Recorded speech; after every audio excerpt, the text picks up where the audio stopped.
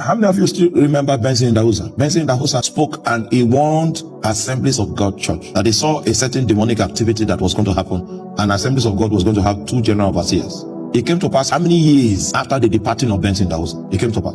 But he warned about it and pointed to the things that needed to be done at that time to avoid that thunderbolt from striking the ministry. But nothing was done. So it means that when the thing eventually came to pass, the casualties of that season of departure were needless because warning had gone ahead of them. Have you ever seen a ministry that had 2 general overseers? It happened in Nigeria. But there was extensive warning that came that would have led to the avoidance of that occurrence, but it was never attended to. I'm trying to educate you on the warning ministry that comes from the Spirit. God has a warning ministry. And the basis of God's warning ministry is that He sees the end from the beginning. He sees chaos before it finds expression. He sees doom before it comes. He sees danger before it is established. If God brings a warning, it means He is saying that there is an evil that can be averted. The spirit behind the warning is mercy. Mercy is available. I want to show you that our God is a warning God. Most of you noticed I was not in service yesterday. I need to explain my not being in service to you. 6 o'clock, 6:30. Those were the times where Satan planned to kill 2 people. My people. Because by 4 o'clock, I knew danger was coming. But you know the way that sense is, it's not a cerebral sense. So you cannot point a finger and say, okay, it's this sister, that brother, that is implicated. But as a priest, I know the sign. So even if it's church time, I will not come. Because before church ends, there'll be 2 corpses. And the devil knows my church time. One of them had died. And I went into my room and said, Lord, how many people will we bury this year? He said, okay, this one will live in UK. So I went back and said, there's life. And then subsequently life came back. And then the second one again was one of the people we ordained here. And he was cruising in his vehicle, listening to my message and cruising. The demon that collided with the car collided so intensely and his vehicle began to somersault. By the time the guy was gotten out of the car, there was no scratch, but the car was squeezed like a carton. That happened 6 o'clock and 6:30. Then my peace came back. Then this morning again, my peace left. I began to press again, and I pressed until 2:12. Then the wife of one of our pastors now said her husband was involved in an accident. I said,